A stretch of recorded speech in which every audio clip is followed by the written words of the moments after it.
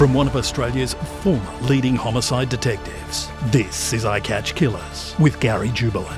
What we started seeing was these marauding groups of up to 50 cars of young Lebanese Muslim men, very enraged, very angry, and they armed themselves with baseball bats, knives, guns, and we had entire suburbs attacked. I Catch Killers with Gary Jubelin.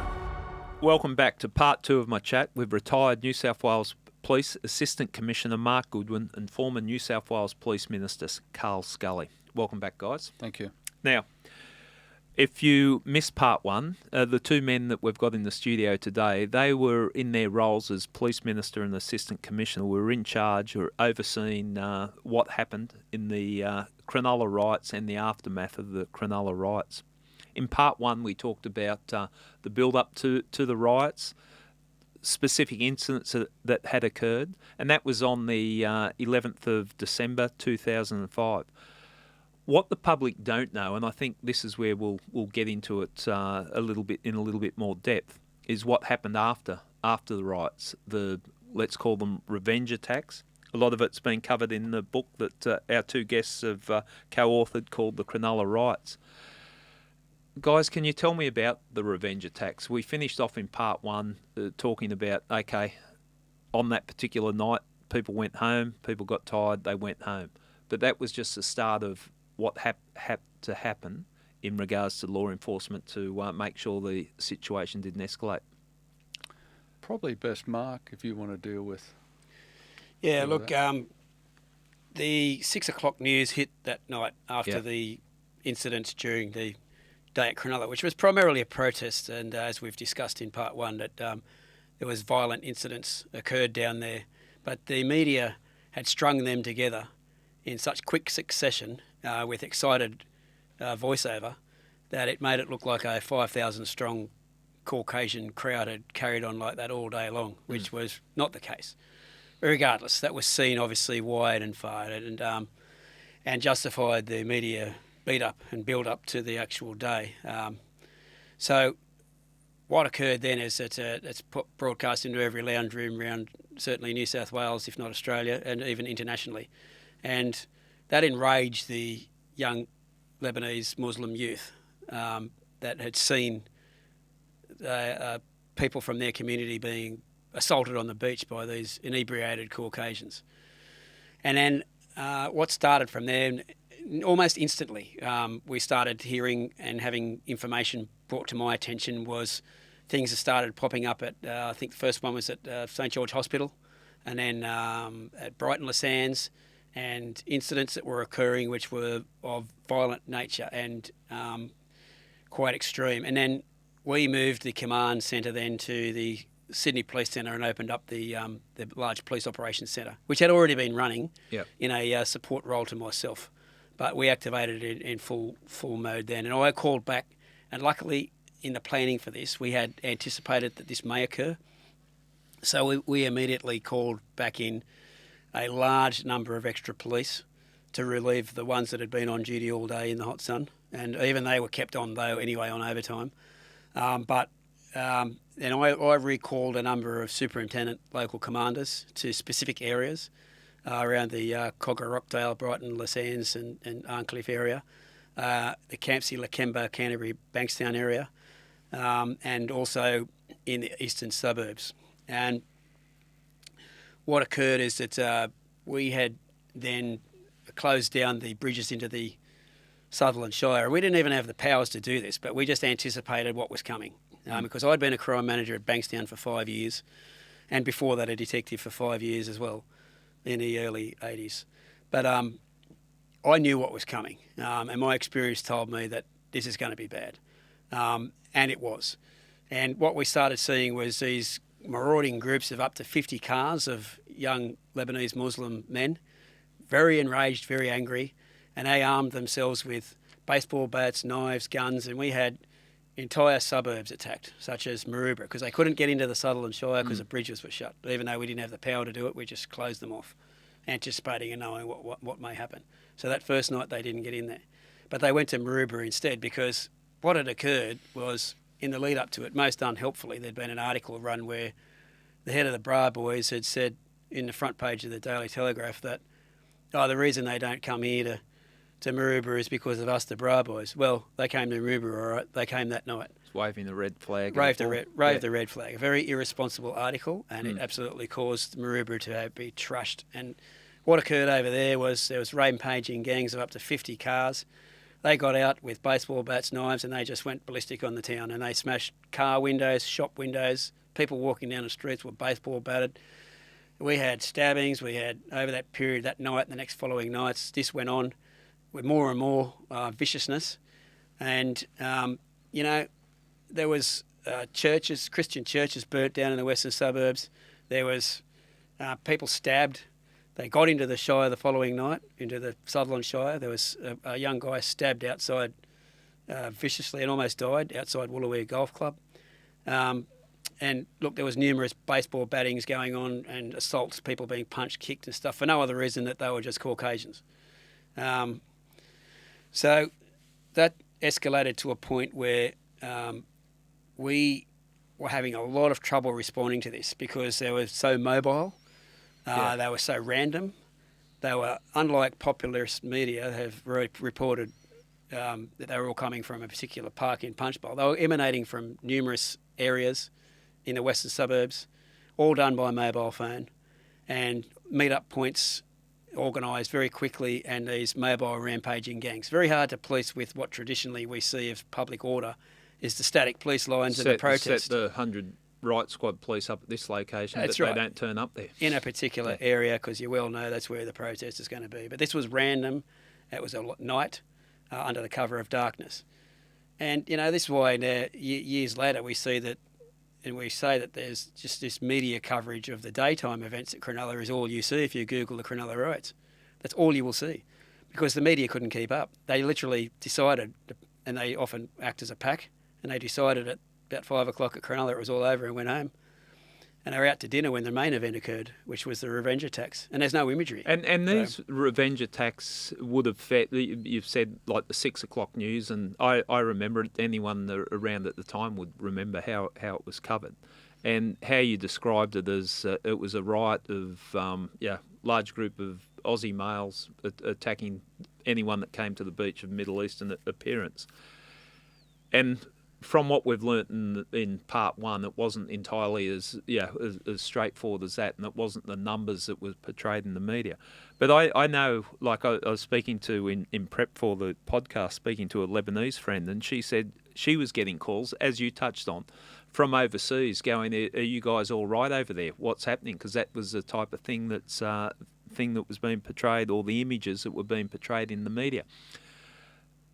What happened in the follow-up attacks didn't capture the media's attention because it's a little bit harder, as you started to explain. But from a policing point of view, and I ask you this, and I'd also defer to you, Carl, because I think there had to be changes in the legislation that got pushed through.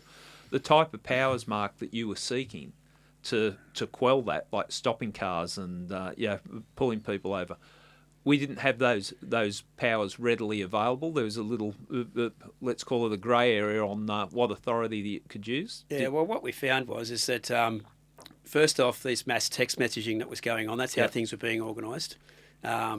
We didn't have powers to search phones and search through and discover what had been said and where it was being said and where they were going to. So that was one issue. Another issue, we didn't have powers to actually lock down suburbs. There was, in those days, there was random breath testing legislation, so we used that.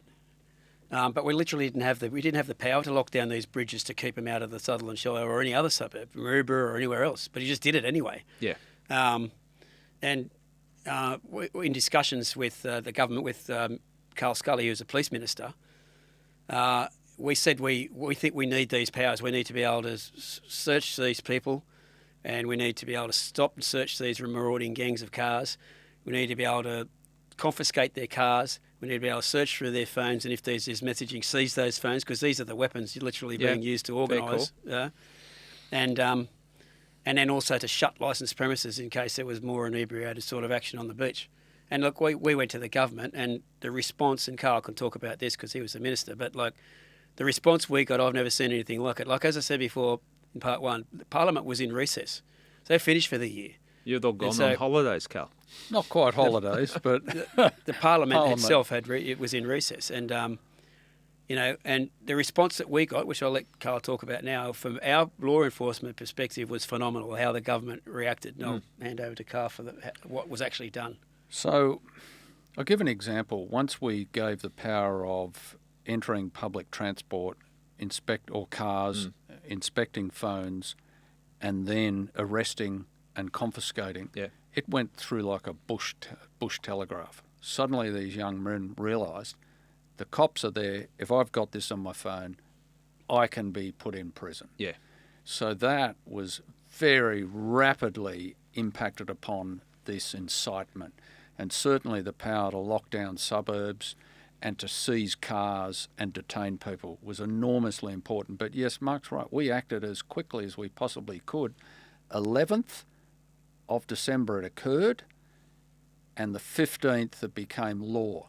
So we had a cabinet meeting, a minute, and the cabinet resolved very quickly. And by the way, there was no 20-page cabinet minute with all this stuff. We met, and the cabinet secretary made some notes about what we decided, and those notes went to the Parliamentary Council, and a bill was quickly drafted and Parliament recalled.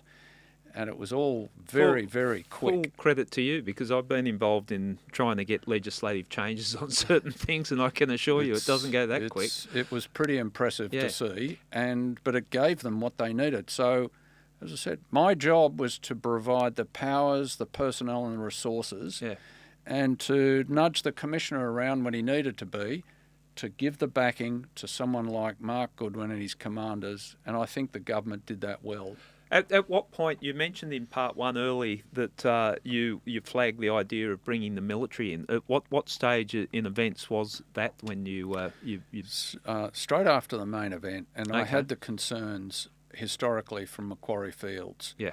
And perhaps if I could recount a quick story, the day after the Macquarie Fields first day, which you might call went for about 4 days or so, I had a meeting. I'd been minister for about 4 or 5 weeks. And we met out at Macquarie Fields, and I said, all right, what are you doing this evening? Oh, we've got 150 police. I said, is that enough? Do you think that's enough? And on the way back to the office, I rang the Commissioner. I said, I'm just a lawyer who went into politics, who ended up as police minister. But you guys have been doing this for decades. And he rang me back 5 minutes later and said, well, actually, there's going to be 600. And so when at the end of the same year I got, we're putting 600 in, I thought, well, is that the magic number for law and order events? And I said, this is a lot worse than Macquarie Fields. Do I need to ask the Premier to bring soldiers in? We'll need to put troops on the street. And he got the message very quickly. We changed the law. We gave the powers to the cops, and the Commissioner authorised 2,000 police officers.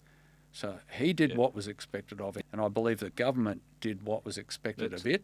All we can do is empower the police with personnel resources and powers. It was up to them to do the job. But we knew he had plans in place. He already had those escalation plans in place, which he was already implementing from the previous evening. Okay. Mark, those powers, when they came into play, and the resourcing that we just talked about then, how much did that assist in staying on top of the situation? Look, I think the people of New South Wales have really got no idea what threat they're under. And I'll talk about in a second the intelligence that we had. And then, we needed those powers. We were, acting ad hoc really, and just doing it because it was the right thing to do. Yeah. Bit like Craig Campbell on the train. Yeah, if people want to say that's a defensive weapon and he was using it offensively, well, that's what was required at the time. Yeah. We shut down bridges and we shut down suburbs and stuff because there'd be people dead otherwise. And that's your job as policing. Worry about it later. But we did need these powers to give the police the assurance on the street of doing what I was asking them to do was lawful, and that they needed that morale boost. And look, the government response, as I've outlined already, was it's a fantastic example of the system. Yeah. The best I've ever seen, to have legislation after I open my mouth on the table 4 days and I'm using it 4 days later. Yeah. So it gave police a great morale boost. We certainly then organised our plans around that. And the following weekend we had to run an operation because of the amount of intelligence we had. we had to run an operation that extended from Wollongong in the south to Newcastle in the north, with 2,000 police involved. And that was the largest public order operation ever run in Australia, and still to this day is.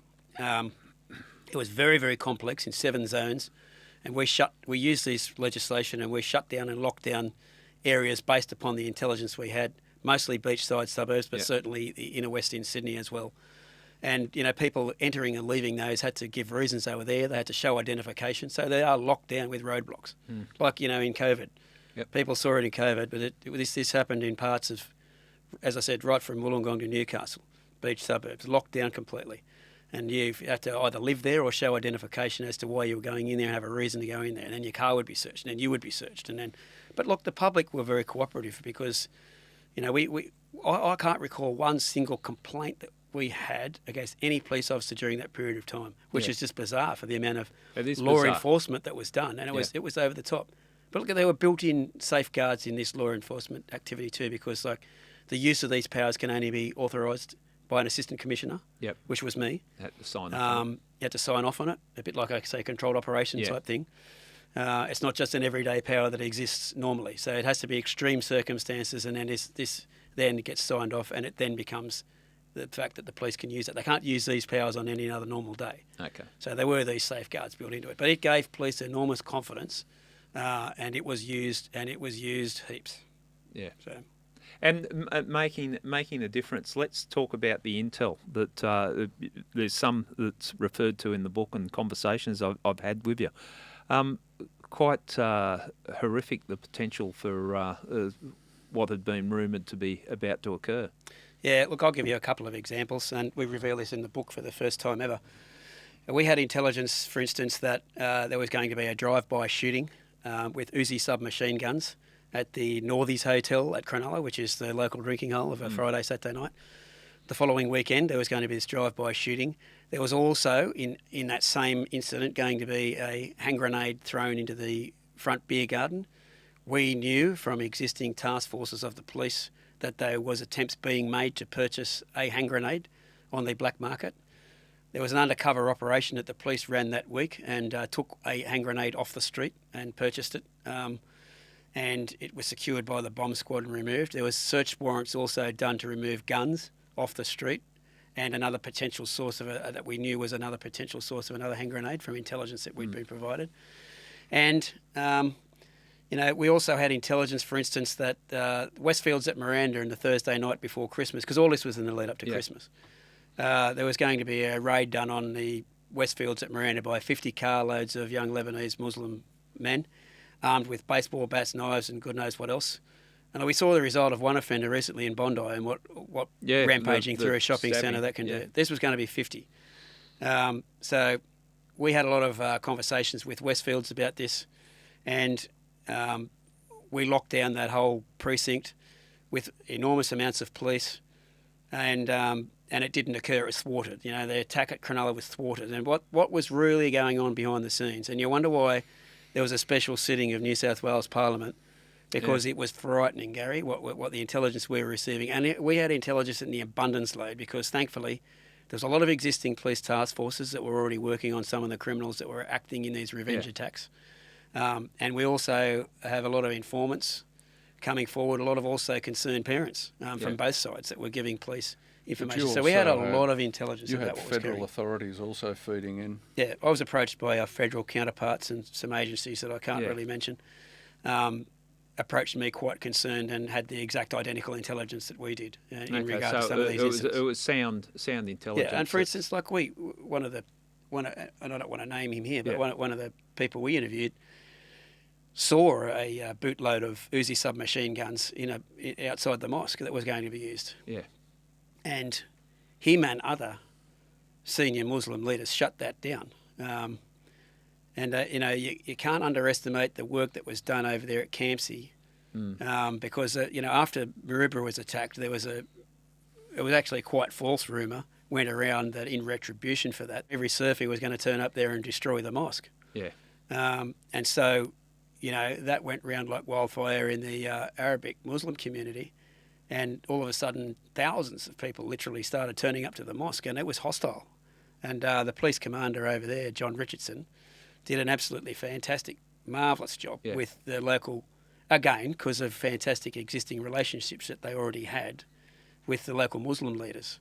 And, they screamed themselves hoarse outside that mosque to close down what the potential was going to occur. To prevent to their credit. Prevent this, the role that law enforcement plays in it, but the community plays such a big part. The community leaders play such a big part in it too. Absolutely, don't absolutely, Gary. And they're the unsung heroes and of all this, because what was prevented by them, by John Richardson, and also and most particularly actually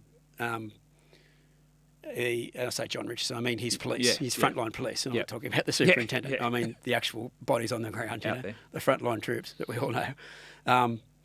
Did a wonderful job, but the Muslim leaders themselves did an absolutely fantastic job there to calm the situation. It would have been way, way worse if it wasn't for their involvement and close, already existing liaisons with the police, actually. Yeah. And I hope that type of stuff gets reported, because we talk about the media, the sensational type stuff, but that doesn't carry it for the story as much, does it? Trouble is, Gary, it didn't happen, so it didn't happen. Yeah.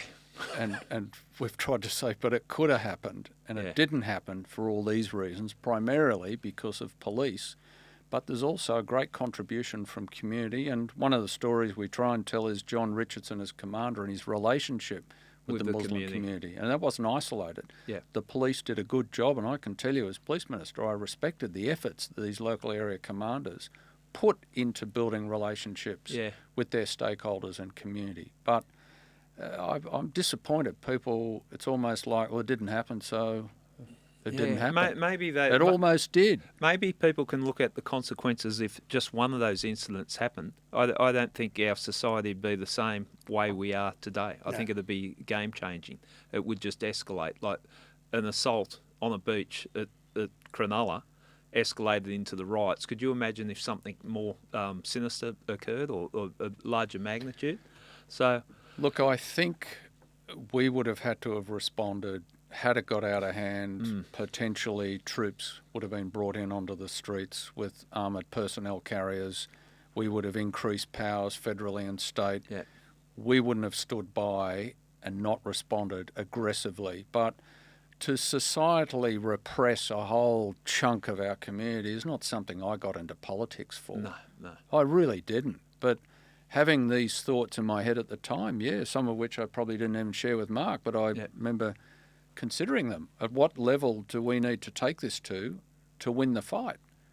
And we would have gone to whatever level we needed to do to deal with it. Thankfully, these hoons went back to barracks. They got the message. They didn't like being arrested. They didn't like their phones and cars being taken off them. Yeah. And when all these streets and beaches and suburbs were all being shut down, they thought, oh, there's a whole ton of men and women in blue. No thanks. They turned around and went home. But it was touch and go for a while. Yeah, it certainly sounds it, and it comes out in the book. How long did this go on for, Mark? Like when did you? Because you have Australia Day coming up. I remember that was so that was a big day in itself, just because of what it represents. So we're talking over the whole summer period, basically. Yeah. Look, the most violent of the incidents certainly occurred in the first few nights. But you are right. It went on, and we kept receiving intelligence of incidents that we had to shut down, and we kept targeting and using these powers. They were extended and used over the entire summer. So days, I should say, like, such as Australia Day, even Christmas Day, Boxing Day, New Year's Eve, they were all extreme risk events that are not normally risk rated at that high level. It's the highest level you can have. Yeah. Because of the intelligence that we had about incidents that were being planned and were going to happen amongst crowd activity, particularly on, say, New Year's Eve, and things like that. The intelligence, as I said, we've revealed some of it in the book, but what we had overall was frightening. I've never seen anything like it in my life in the police. And as I said, I worked at Bankstown for quite a number of years, and in the drug squad, and in the homicide and armed robbery squads. Understand the nature of the... So I've seen the worst of the worst, but as you have. But it was to a frightening level. Even to, as I said, federal counterparts have come to me that we don't normally deal with state police forces, and were very, very concerned themselves. But one of the things I think is interesting to talk about that we instigated, because these were such mobile, random revenge attacks, we decided, and it was a bit of an epiphany really, we need to be able to respond in a similar to mobile fashion. So none of this like mobile riot squads waiting for things just at, we locked down these suburbs, sure, but we needed to attack these marauding gangs head on. So one thing we do know is that young men like their driver's licence and their hotted up sporty cars, and they don't like having it taken from them. So we came up with the idea, we put groups of 10 V8 pursuit cars with pursuit drivers and 3 other riot squad police in each one of those cars in groups of 10 cars. So 30 riot police in 10 highway patrol cars. And there was numerous of these teams throughout Sydney. And the minute that we got any information about a group forming that were intent on, rampaging around in these marauding mobs, they were swarmed upon by these police.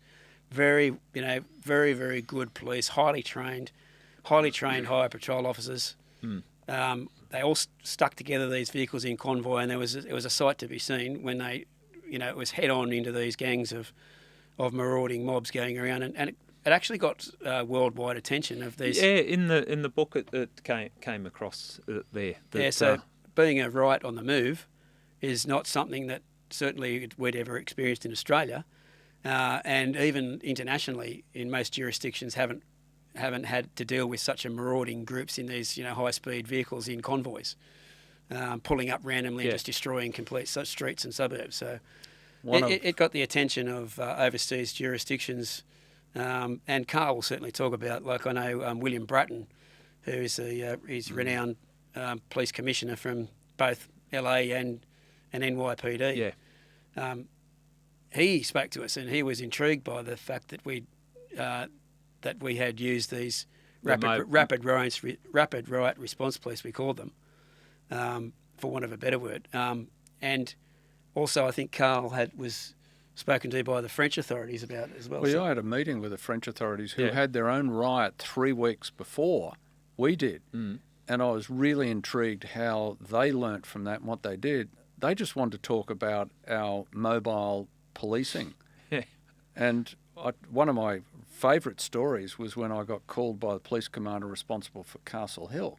He said, Castle Hill Towers, a whole lot of mums and dads and kids have been turning up for Christmas shopping, and there are about 20 of these youths harassing them at the entrance.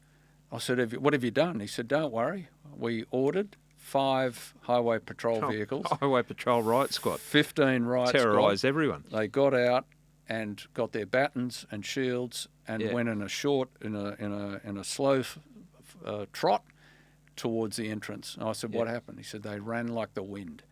That would have been, I wish I'd seen the video of that.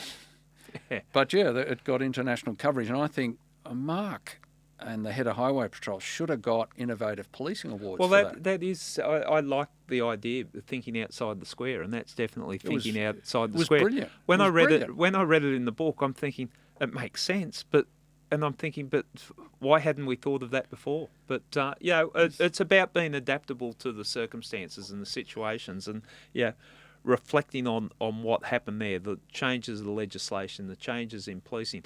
I got to say too, and I don't want to cry poor with police because we sign up to it and that's what we do. But I still remember during that period of time the amount of leave that we had to cancel on police officers to come in and fill the thing. Fill. And these are people, and I'd be like a crime manager. Well, we need to give 10, but I've got my holiday booked. I'm seeing my all that, and it was all cancelled. And full credit to the people that got in there and contributed in that way as well. Look, we, as I said, we had to put the state. Look, I mentioned in part one, there was a thing called the Olympics in Sydney in 2000, and luckily we had a blueprint from how to release so many resources into this special operation. So we literally used that Olympic blueprint, and we joined all the local area commands into bigger areas, and we released all these troops. But that part of that was. And the Justice Department were very good at deferring court matters. Leave was cancelled for all police, and then that freed up sufficient resources. Any proactive units and operations were all closed down over this period, and they're all sent to Sydney to deal with this, marauding groups of revenge attackers that was just growing exponentially. And hats off to the police, and I was one of them myself, but to the frontline police.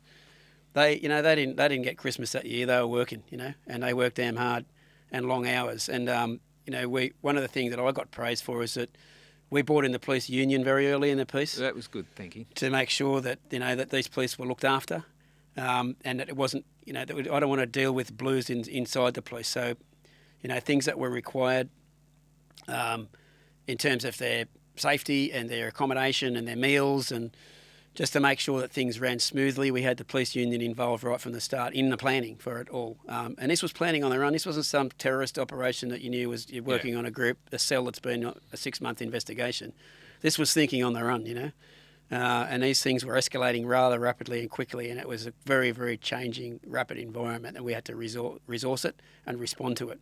And the logistics people that I had working for me took up a whole room. Oh, logistical nightmare. I'm looking at the magnitude of it. And I probably should apologise to you, Mark, that when I was cancelling people's holidays and blaming you, I'm sorry. I said some bad... Oh, it's that bloody Mark Goodwin. It's not, don't blame me. I can't help it. He's telling us. But look, the troops... That's what you needed to do. The troops were fabulous. Yeah. I didn't get any complaints. Yeah. They all threw in, they needed, coppers are like that, mate. When the chips are down, they know what's got to be done, and they did it, and they did a sterling job. And I didn't hear any whinges. Yep. And people literally had to cancel family holidays and paid stuff, it was horrendous times. And I felt very sorry for all those police and families, and, apologies now, but it was absolutely necessary. And, they knew what was going on, but the public just don't know how severe it was and how much risk they were under. What about the arrests that followed on, and the was controversy, I think, with Dennis Bray? Was that Strike Force Inogra? Yeah. And that was arrests that followed on the back of the everything that occurred. Basically, a team of detectives coming in and looking at locking up people that had committed criminal offences. Was that successful in the way that was approached? Yeah, look, initially there was a great imbalance of the arrests that were made. And that's simply because during the daytime events at Cronulla, everything that occurred down there was videoed by professional cameramen from 100 angles. And that was all available to the police. And so, unlike that, the revenge attacks that were occurring was a much harder investigation. In that community, amongst those types of people, there's not willing witnesses to come forward, and identification becomes a big issue as well, and you know that. Yeah. And these attacks were happening at night. The revenge attacks were happening at night under the cover of darkness, and there was no journalists around. Yeah. The best that we had at night time was a couple of stringers, as they call it, which are people that go and try and capture image and sell it to the news works, and they were around at night, but they didn't even know where these attacks were occurring. They were so random. So there's no imagery, much of it at all, but there was CCTV footage in certain places of these attacks occurring. And the police had done a marvellous job in rounding that up, and they had that imagery. But of course, that wasn't released to the public at that point in time because they were working on a number of angles with that. One was it's grainy imagery, and they were trying to get enhancements done, and the issues with it takes time, and with the imagery getting it enhanced and so forth suitable for court identifications most particularly.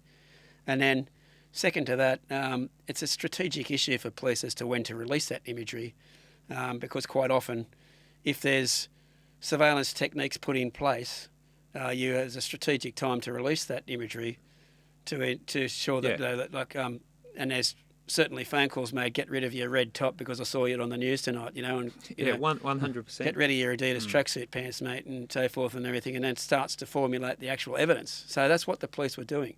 But there was a massive imbalance in the amount of Caucasians arrested originally versus the other side of the Arabic youth arrested. And then the politics and the sniping started at Carl's level. He's best to explain what occurred there, really. So mostly the Commissioner, of course there was this absurd suggestion that as the Premier was the member for Lakemba, he was directing police not to arrest Middle Eastern males. Yeah, and just ridiculous. I mean, imagine how that sort of conspiracy or Watergate type conversation could stay unleaked. It was just absurd, ridiculous, and it was. And the Commissioner was then roundly criticised for not arresting the offending revenge attackers. And I think I mentioned earlier, freestyle, he announced in the middle of a press conference, without, I think, giving a moment's thought, that's because there's no footage. Well, there was hours and hours and hours of footage from businesses, and then those businesses got upset because they stayed mum. Yeah. They then released it. The media had a field day, and then the Commissioner's reaction was to sack Bray for not telling him about it when he hadn't been asked. And then his detectives then threatened a strike. So I remember they stood up for him in very strong Then he manner. got semi-reinstated with Slasher Mackay coming in, another 100 detectives. But it didn't do the trick, and the Commissioner's back was against the wall. He was being roundly condemned for an own goal, making up stuff on the run, and his solution was to announce an inquiry into police performance, and went on leave, and his staff insisted Mark Goodwin announce why he was now being investigated. Right. Not a morsel of criticism to that point from anyone, nobody. Both sides of politics, all the communities, all lauded police performance, but as a media distraction device, it was brilliant, because soon the media came to the view, there must be something wrong with police performance, otherwise the Commissioner wouldn't announce an inquiry. How did that make you feel, Mark? Because it's not, I won't put this book in saying it's a self-serving book. It's a book about the facts that you were presented with. I know the world, I know policing, and I know how hard you would have worked, and I look at it and think that was good policing, but then to be announced that there's an inquiry into how it was managed, how did it make you feel? Mate, I was absolutely mortified, and I'd worked my absolute arse off, and the loyalty I'd shown to that organisation was just off the Richter scale, to be honest with you. And I don't want kudos for that, and never have asked for it. But, mate, I found out in a caravan park by someone waving a newspaper in the street to come up the road to me and said, "Do you know the Commissioner's announced an inquiry into your performance in the Cronulla Riots?" And I've gone, "What? Give it here, show me." And there it was, front page. Find out. It's been announced to the media. No one rang me. I didn't have a phone call, and I'd only just, I'd missed Christmas, and I'd missed all of January holidays like everyone else, and I was down there on a day off, and finally had a day off, and I was talking to my kids are around and stuff, and a bloke had come up with a newspaper, announced it, and then I'd just been from a distance following this stuff with the task force and accusations flying around between politics and the media about who had been arrested and who hadn't. Well, and Bray stood down and Bray's reinstated and stuff. Look, it had nothing to do with me. Well, the criminal investigations are completely separate from the management of the incidents that you were involved in. Nothing to do with me. But you got dragged into it. And then all of a sudden, on the same time that Bray's reinstated, and there's a huge number of increase in task force members and all that sort of stuff and everything to appease what had been going on in the media and the embarrassment that had been caused. The very same time, there's a strike force, not like a debrief, and as you know, we conduct, and I already started the process for substantial debriefs, and they're open, honest, transparent, fair processes where everyone from a probationary constable to the police dog has their say about what went well, what didn't work well, what we could improve, what can we improve in police training, equipment, policies, procedures, and it's all very open and everyone has their say. This was a strike force launched into me and my commanders, which is normally reserved for criminal investigations, as you know. So I was absolutely mortified that this had occurred, and I hadn't even been told about it and found out by a person waving a newspaper in front of me in a caravan park after what I had been through in the last month, and the loyalty and I'd shown that organisation and the amount of hours I'd done to find out I was now under investigation by a strike force, and not even had a decency of a phone call was disgraceful. So Mark can't outline this, what happened at Macquarie Fields, because he wasn't involved, didn't have the functions or roles around that, but I can tell you. Yep. So Deputy Commissioner Dave Madden was given the carriage by the Commissioner to conduct an internal review about police performance what we could learn, how we could improve from the Macquarie Fields riots. Yeah.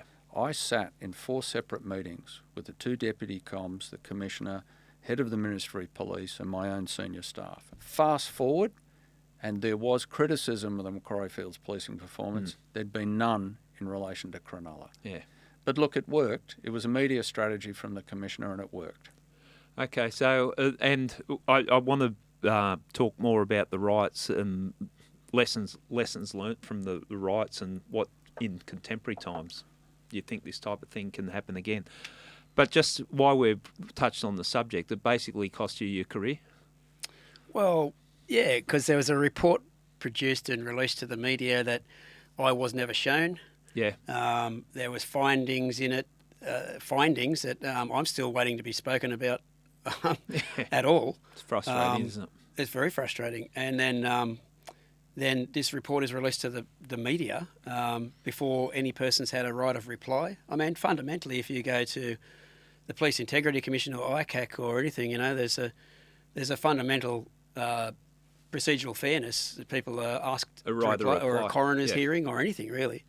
When you look at like the Lint Cafe siege, which police command there was certainly under the microscope, but they're represented legally down there, and they read the coroner's report on that and their version of events, and what they say legally represented is in the report. I'm still waiting to be interviewed about half the things that were in the report that was released to the public in a draft form that was like put out there under a haze of media about accusations that the minister was hiding this report. And then, unfortunately, it contained issues that caused an absolute tsunami of negative media against me personally and other police commanders. And they're things that we dispute to this date. And there's a number of those, and I haven't got time to go into them now, but for instance, we talked about in part 1 the risk assessment being raised to higher risk and the reasons it was and who was briefed and so forth, including the police minister sitting right beside me now and the Premier and the Commissioner. Seems like the right call now. But this report says that the risk assessment was left at medium and therefore planning was all poor. And these were headline news that all over Australia, that the police were dunderheads. And how could they have left this risk assessment at medium? And how could therefore planning was there all to blame for this? So the media that was instigated against me personally, I had my, I had my head put on television, frozen like a mugshot, with these alleged, almost like criminal convictions being scrolled out underneath, with my head, with my children sitting there watching it crying, and my wife crying, and totally unjustified. And I'd never been interviewed about them. I'd never been spoken to about these findings. And then here they are released to the media. And then there's quite a number of issues that are to this day in dispute in that. But the way it was released was Carl will talk about, which was what cost him his career. Yeah, look, just before we go on there, Mark, and I understand the frustration that you went through it. And, honestly, you shouldn't have to go through that. The year's service that you've given in the police, I think, for what it's worth, because I can say it's a path I've walked to a degree, that just hold your head up high. You know what you did. You know how this was stopped, and when it's all said and done, if people that you don't respect are criticising you, don't worry about the criticism. I know it's frustrating, but hold your head up, because I understand the angst it can cause for what it's worth. Sorry, Carl. The challenge is, and Gary, the three of us understand the question at the end of an unfair, enduring experience. How do I get my reputation back? Yeah. And Mark, I felt for him, this nonsense that was written with almost no consultation. Yeah. And it's the official account of the New South Wales Police Force, untested, without an alternative view being put forward, and all that media tsunami. That's Mark Goodwin. I'm not the least bit surprised. He was humiliated out of the New South Wales Police Force. It's a sad story. And the only way the two of us can get some of our reputation back is to write what really happened, and hopefully that is seen as a better account of what happened. In my own case, I could have done nothing, Gary, In fact, a number of political and parliamentary people said, why don't you just step back and let the cops fight it out themselves? Yeah. I said, I'm not going to see a commander get vaporised after what he did. Yeah. This guy returned peace to the streets of Sydney. I know what he did. Yeah. And I know he hasn't been consulted. And I can smell why this process was set up. It had very little to do with criticisms of that laudable police performance. So I put a pause on it. And the Commissioner agreed there had been insufficient consultation. He designated it as a draft until that consultation had finished. In the House, I referred it to as a draft. In Parliament. In Parliament. Yep. And that was considered misleading because there were leaks coming out, and the author of it did a very unpleasant interview on the front page of the Herald referring to his report and my criticism of it requiring further consultation. Therefore, it was a report, wasn't a draft. I'd misled Parliament, for which I should then resign. And it's absurd. Now, on the range of things requiring a minister's resignation in the last 50 years, Gary, I know this is self-serving, it is the least serious of any I've ever seen or read about. Yeah, I got sacked because I referred to the report as a draft. Carl, I was going to say, on the floors of Parliament, it's not does it even warrant. The other issue was I did get asked, had I spoken to ABC TV, and I said no, and that was considered misleading. Well, I'd actually spoken to ABC Radio, not ABC TV, and in the scheme of things, that then got seen as the second misleading, and then the Premier said, oh, look, all this media fanfare. But he never actually said, I'm getting rid of you because of misleading the House, because I hadn't. He explained it was the media ferociousness to how I was being presented. Yeah. Now, as Bob Carr, Paul Keating, Bob Hawke all said to me at the time, my goodness, you'd hardly have a cabinet left if a minister got sacked for bad media. It was pretty traumatising. As I said, I figured I had years to serve. I'd done a good job. I'd supported the cops. We did what was asked for us. I didn't expect any thank yous, but nor did I expect a career-ending event.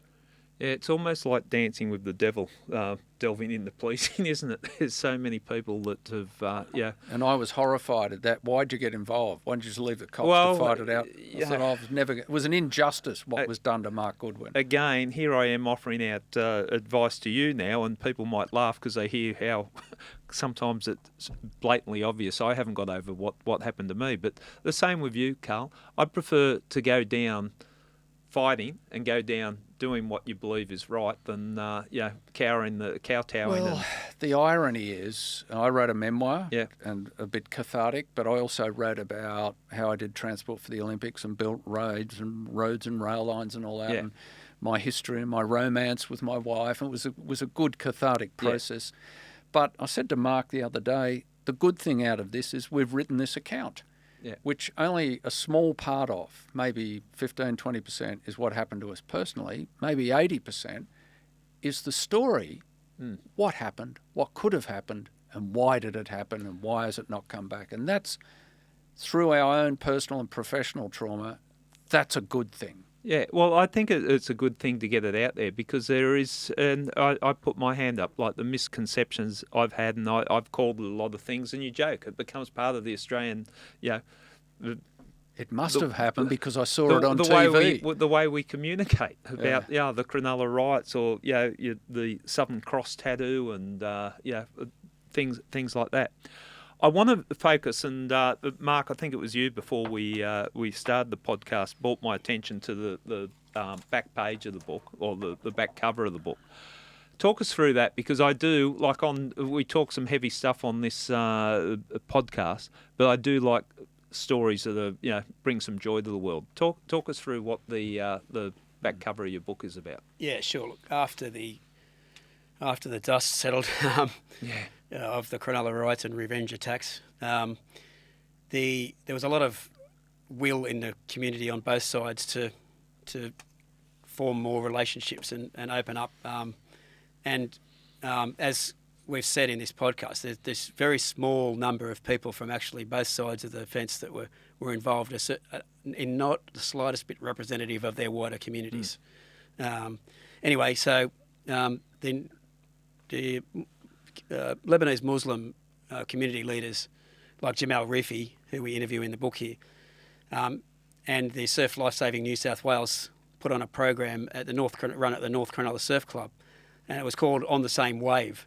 And what it did, it was to train young Muslim lifesavers and to come and share in the beach and open up the beach and to share in the experiences and the camaraderie that is amongst lifesavers. And so they put on this program, and I think we thought it was a very good fitting bookend, which is the rear of our book is a photo of the actual graduation of these young guys and ladies. And look, Lee Howell, who is a former police officer, was actually the one that ran the program. He's a long-term member of the surf club down there, and did an absolute fantastic job. But we've had a couple of laughs about the fact that when some of these kids turned up, they could barely swim, and the lifesavers had to save them, and they're supposed to be becoming lifesavers, And look, to their absolute credit and the persistence they showed, those young kids, they did a fantastic, committed effort, and so did the lifesavers down there. And then they all got through. They weren't going to lower the standards for them. There's a certain requirement. There's a surf bronze medallion required to become a surf lifesaver, and they all passed, and they all passed legitimately. And they put in a lot of effort. And so the photo in the book is the big beaming smiles and faces of these young guys and girls who were the first ever Muslim lifesavers on the beach in Australia. And the girl in the middle, we actually interview in the book. Her name's Mecca Lala. Fantastic young lady, and you'll see that she's wearing the first ever burkini that was manufactured and designed for her.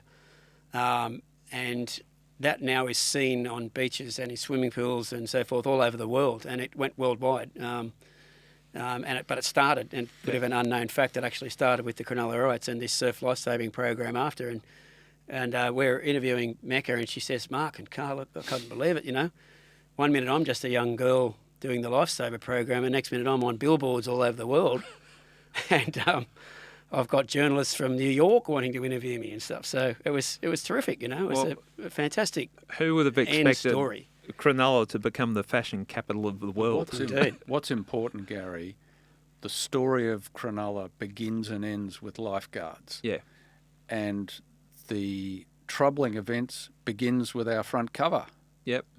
And ends with the back cover. I can see when you pointed out the front, and it is symbolic. There's a journey through it, and that's where we've come to. And that's what you would like to think comes from a situation or a series of events, what happened there. Bring it to contemporary times. Like, the world is a crazy place at the moment. And I don't know, I get a sense like it's a powder keg at the moment. Maybe I'm looking at it too negatively. But this type of thing, we don't want it ever occurring in our country if we can help it. And it occurs across the world in so many different places. How do you think the lessons that we've learnt from what happened at Cronulla and where we can take it from there to prevent this type of thing happening we in the get future? asked this a bit. What can we apply from this to more contemporary troubles? What I say is some of our more contemporary troubles in different parts of the world are exponentially worse, like 100 times worse. But if people want to get a better understanding of tribalism and fractious group identity and what's really going on in people's minds, in the minds of a group, there's something we can provide. And I think it's about the hope of searching for what we have in common. And there are always differences. Sometimes it leads to awful violence and persistent, pervasive trouble between two groups. But I think the message we've given out of Cronulla is let's hope for that search for what we have in common, what makes us the same, what makes us feel comfortable with each other, not how we're different. It's easy to find difference and discord and divisiveness. Let's look for what drives us, for commonality. That's probably a lesson out of the book for more contemporary problems here, as people here interpret what's happening overseas. Okay, that's sound advice. Mark?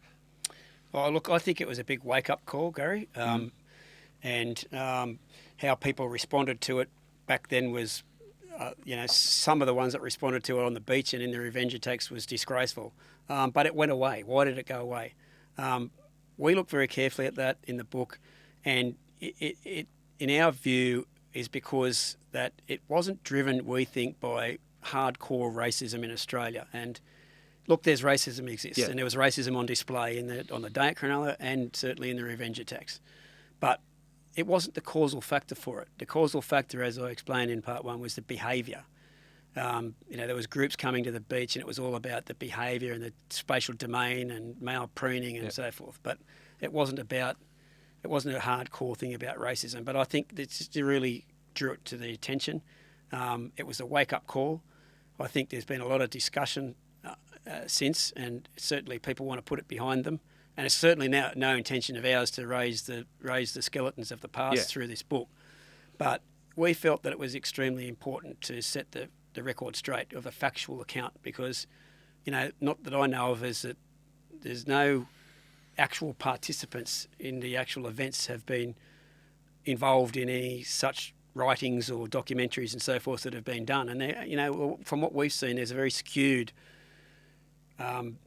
recording and documentaries and academic research papers and stuff that they're just not correct because they're not the full facts. So what we've done is provide a very factual account from woe to go, all warts and all, and we certainly hope that this becomes the go-to reference because, as I said, it is done firstly by participants.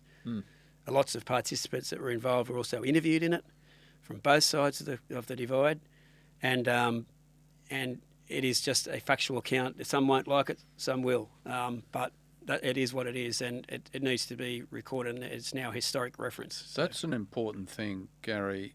I often get asked, what would you do if you were Albo on issue X? What should Dutton do? What should Minzy do? And I go, I'm not. Yeah.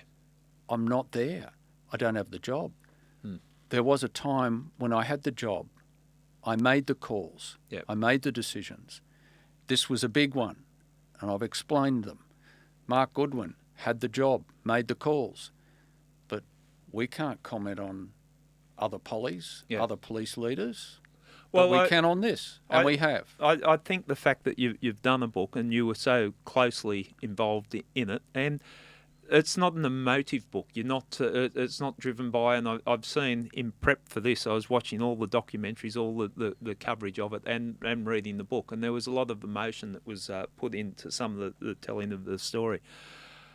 I enjoyed the read. It always takes me back into policing, which is a good thing and a bad thing in a way. But I enjoyed the read. And look, we'll wrap up now. And I just want to thank both of you. I know you've paid, putting everything aside with what happened at Cronulla and the flow-on effect. The work that you did at a crucial time, both of you stood up and did your job and served the community, which you were both there to do. And so, congratulations on what you did at the time, because I look at it as an ex-law enforcement officer, and I know the potential. That was a time bomb waiting to go off, and it could have gone a lot worse. So, full credit to the work that you did there, guys. Thank you. And I hope life's good for you. And take it from me, sometimes you get wronged, and you just got to keep on. And I see you smiling, so I think that's the way that we got to approach life. Wake up each morning and get on with the day. Yeah, here I am, still standing. Thanks, guys. Thank you. Still warm and vertical, I say. Thank you. Well, that's in a nutshell what the Cronulla Riots were about. I hope it gave you an understanding of what took place during those, I call them shameful times in Australian history. I don't think it's anything that we can be proud of. But the two people we spoke to today, they were the people responsible for ensuring law and order. But the message that I take away from it, and I'd like to take a good message away from it, what started out as a riot ended up in people coming together and making a difference, as demonstrated by the back cover of their book, The Cronulla Riots Inside Story, where you've got a group of Middle Eastern Muslims that have joined the surf club and learning to be surf lifesavers. I think if any good comes out of what occurred at Cronulla, perhaps that's the image that we should hold on to.